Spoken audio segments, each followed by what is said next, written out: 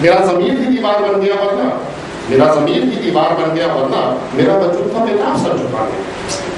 तो हमारे हर एक्शन जो है ज़मीर से प्रॉम्प्ट होने चाहिए। That is the right protocol. Steering wheel should control the wheels, पर ये स्टीयरिंग व्हील को कंट्रोल ना करें। That is the right protocol. Let the spirit lead the matter. So the purpose is Tamsoma Jyotirgamya, from darkness to light. Principle is oneness of entire existence. Process is navigation in human mode, and protocol is let the spirit lead the matter. Next. अब इन सब चीजों को समझने के लिए हम लोगों को स्पिरिचुअलिटी की टेक्नोलॉजी समझनी पड़ेगी। Next, what is spirituality? वो क्या, जिसको आप तवस्सुल कहते हैं। Spirituality is the core of all religions. जैसे एस्पिरिन एक कंपाउंड होता है, लेकिन वो एस्पिरिन या पैरासिटामोल एक कंपाउंड होता है, लेकिन वो पैरासिटामोल अलग अलग ब्रांड नेम से बिकती है। उसको आप पैरासिटामोल भी कहते हैं, क्रोसिन भी कहते हैं, एस्पिरिन को एस्पिरिन भी कहते हैं, सेरिडॉन भी कहते हैं, नसिन भी कहते हैं। लेकिन कंपाउंड जो है हर रिलीजन का, वो दैट इज स्पिरिचुअलिटी।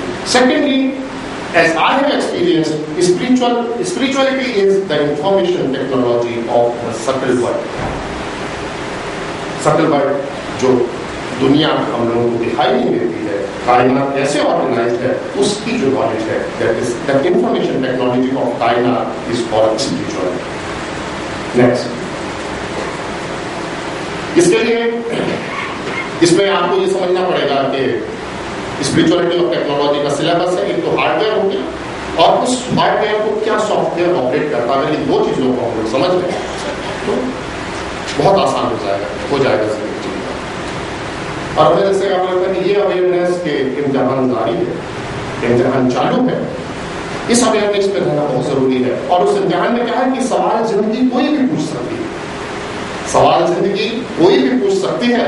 ये इम्तिहान जरूरी नहीं हिसाब से, ये नहीं कि हम तो ये चैप्टर पढ़ते नहीं है तो 5 क्वेश्चन पूछे गए। नेक्स्ट,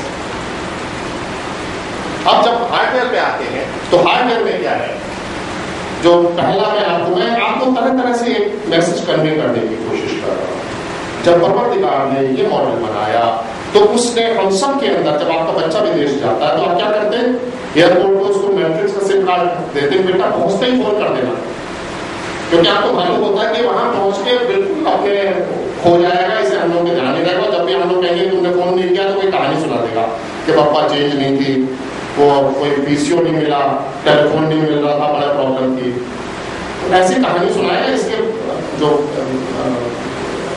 माँ बाप होते हैं वो यहीं से उसको फोन कनेक्शन देके भेजते हैं, तो वो तो मरण में था।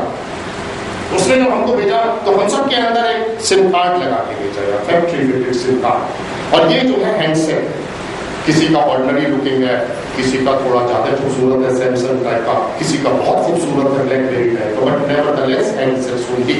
और सबके सब अंदर सिम कार्ड लगा हुआ। SIM card factory fitted handset के साथ पैदा हो गया, लोगों ने जश्न मनाया।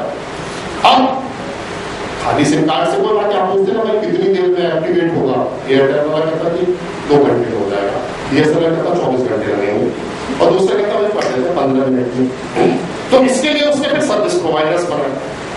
उन सर्विस प्रोवाइडर्स को उन्होंने नाम दे दिया, ये हिंदू है, ये मुसलमान है, ये सिख है, ये क्रिश्चियन है, ये है वो।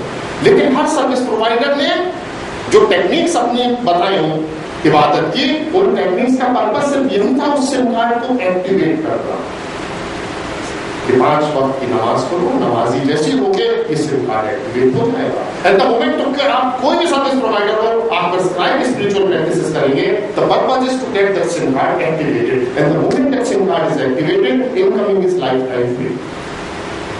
And not only the incoming is lifetime free, even we keep sending the messages. Welcome to BSNL Andhra Pradesh. Welcome to BSNL Maharashtra. Now you are roaming and you will be charged at 650 per minute. हम लोग क्या करते हैं, उन messages को ignore कर देते हैं, बिना पढ़े डिलीट कर देते हैं।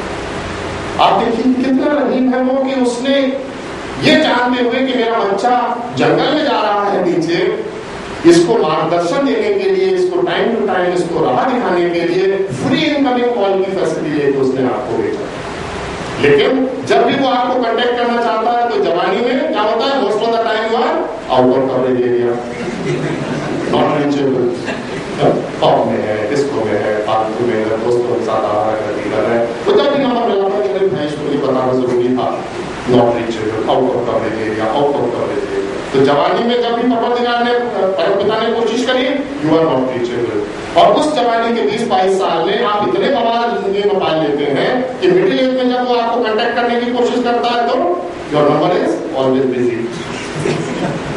तो जवानी में मौका नहीं दिया उसको राह दिखाने का, मिडिल एज में नंबर इज ऑलवेज बिजी, और बुढ़ापे में battery cons of this number does not exist.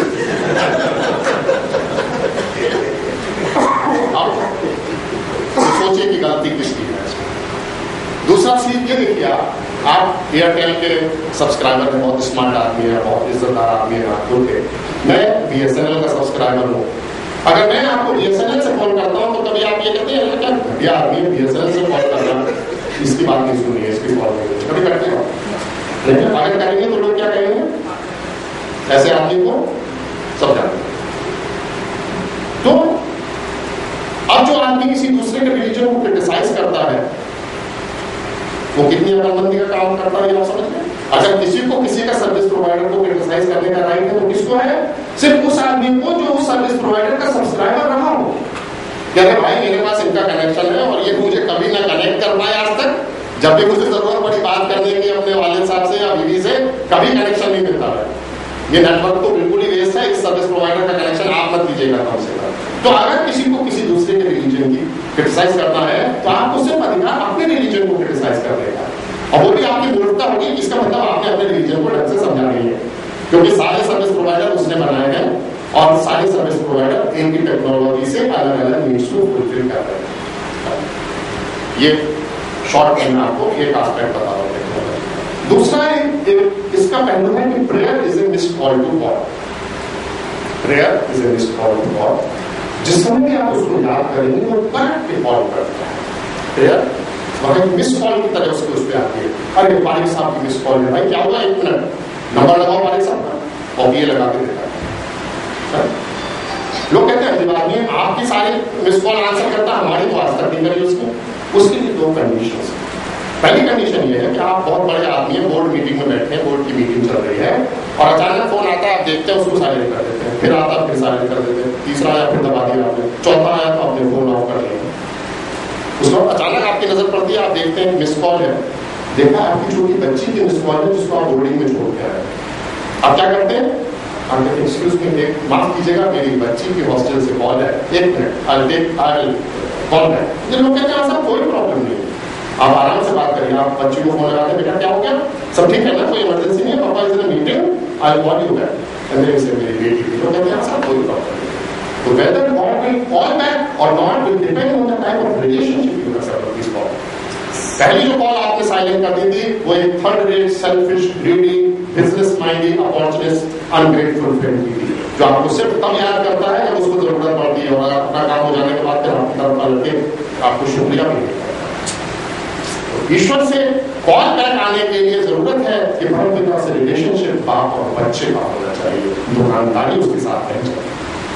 मैंने आपको शेयर सुना है कि वो तुझको देखा नहीं, महसूस किया है मैंने, किसी दिन मेरे एहसास को पैकर कर दे। उसी शेर का एक दूसरा है, उसी गजल का दूसरा शेर है कि और कुछ भी नहीं दरकार मुझे है लेकिन, और कुछ भी नहीं दरकार मुझे है लेकिन मेरी चादर मेरे पैरों के बराबर कर दे। तो अगर बाप और बच्चे की रिलेशनशिप है तो चादर कैसे बराबर करेगा, वो चादर को लंबा करके। और अगर उससे छल कपट दुकानदार वाली रिलेशनशिप है तो चादर कैसे बराबर करेगा, चादर बराबर करने का दूसरा तरीका क्या, पैर छोटे कर दो। तो उसके साथ रिलेशनशिप बाप और बच्चे वाली ईमानदारी की रिलेशनशिप। दूसरा कॉल बैक आने का रीजन क्या है, even to make a missed call what you need is called talk time. अगर टॉक टाइम आपके उसमें 0 है तो आप जब मिस कॉल भी देते हैं तो देखने में लगता है कॉल जा रही है, लेकिन अगर उसको सुनिए तो उसमें आता है this facility is temporarily barred because you don't have sufficient balance. तो मिस कॉल करने के लिए भी उसमें टॉक टाइम होना चाहिए। इनकमिंग उसने फ्री दी थी, talk time you have to earn, you have to earn by living as per the prescribed goals, prescribed by scriptures.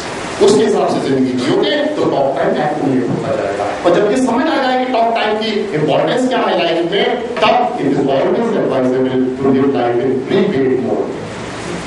क्योंकि अगर पोस्ट पेड मोड में रहोगे तो फालतू में 40,000 का रिलायंस का बिल आ जाएगा और उसके बाद आपको कहती मैंने तो ये कॉल नहीं की थी, और तो नहीं साहब प्रिंट आउट दिखा देते। तो आखिर में उस एग्जामिनेशन के साथ all those call details will also be sent and you will be made to pay for your calls, जिसको हम लोग सिंस कहते हैं। ये बेसिक टेक्नोलॉजी है। इसके बाद ये बहुत डिटेल में है, मैं सिर्फ यहाँ आपको इंट्रोडक्शन इसका बताया। उसके बाद मैं जल्दी जल्दी 3-4 स्लाइड्स आपको दिखा के आगे बढ़ूंगा। जो real hard core technology of spirituality which takes about 10 presentations, उसमें क्या है हार्डवेयर इज ये तो हार्डवेयर में क्या है, ये जो शरीर हमें दिखता है सिर्फ ये खाली ये शरीर नहीं, इसके पीछे 5 बॉडीज और जो अलग अलग लेवल पे जिनका रोल है, ये सिर्फ ऊपर का प्लास्टिक का डिब्बा है कंप्यूटर का ना, बड़े अच्छे अच्छे उसके केस आते हैं, उसमें मर्सिडीज की तरह 7 गियर्स हैं।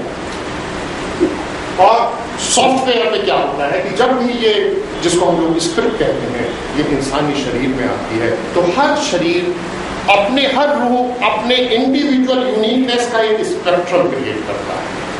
उसको मैंने नाम दिया है ह्यूमन स्पेक्ट्रम।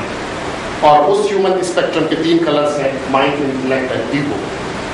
माइंड जो है ये लिंक है इस ग्रॉस बॉडी और सर्कल वर्ड के बीच में, लेकिन माइंड जो है वो थोड़ा सरकारी टाइप का आदमी बन गया है और ये वो शरीर का और इनका सेंसेस का दलाल हो गया है। वो हमेशा आपको ये बताएगा कि बड़ा मजा आएगा, ऐसा कर लो, राइट। तो सबसे कम, लेकिन वही एक सीढ़ी है जो वहां तक पहुंचाएगी। ये बहुत ही कॉम्प्लेक्स मामला है, इसमें डिटेल में अभी मैं नहीं जा रहा हूँ। अब नेक्स्ट स्लाइड पे आए तो सारे प्रिस्क्रिप्शन हमारे पास हैं और वो ये कहते हैं कि जिंदगी के मसाइल तो खुद ही हल हो जाए। हम अपनी अपनी किताबों की बात माने तो परेशानी ये नहीं है कि हमारे पास नॉलेज नहीं है, हमारे पास तो नॉलेज हमारे हिंदुस्तान के हर धर्म ने अपनी जो उनकी जो होली बुक है उसमें दे रखी है, लेकिन हम अज्ञानता में जी रहे हैं और सबको क्रिटिसाइज कर रहे हैं कि जितनी हमारी प्रॉब्लम्स हैं ये सिर्फ इस वजह से है कि हम जहां सोल्यूशन है वहां नहीं देख रहे हैं, इधर उधर दूसरे के सर्विस प्रोवाइडर के बारे में बात मत करो, जिंदगी के मसाइल तो खुद ही हल हो जाए। हम अपनी अपनी किताबों की बात माने। ये जो मैंने बताया 5 बॉडीज है, प्लास्टिक के डिब्बे के जो ऊपर से डिब्बा दिखता है अंदर ये 5 बॉडीज है। We will not go into detail. Next, ये गियर्स हैं मर्सिडीज के, डिपेंडिंग के आदमी कहाँ ऑपरेट कर रहा है। वो फर्स्ट गियर में ऑपरेट कर रहा है तो वो जानवरों जैसी ही हरकत करेगा, आप कुछ नहीं कर सकते। एमएस डॉस है, विंडोज विस्टा इंस्टॉल कीजिए अगर आपको हायर वर्क करना है। नेक्स्ट, ये है human spectrum. I have tried to give a dramatic representation of that. Ray of consciousness, जिसको हम लोग स्पिरिट कहते हैं, रूह जैसे शरीर में आई तो वो जन्म देती है इंटेलेक्ट, ईगो और माइंड। नेक्स्ट, ये हमारी रूह जो इग्नोरेंस की वजह से, अज्ञानता की वजह से और हमारी जिद की वजह से कि हम सोल्यूशन की तरफ देखेंगे ही नहीं, कितना भी आपको घर में लोग समझाएं, कितना भी समझदार लोग बताएं कि भाई वहां जाके फला आयत पढ़ो वो ये कहती है, आप पढ़ने पर राजी नहीं है और जिद पे भी अड़े हुए हैं, तो आम आदमी इस कंडीशन में होता है।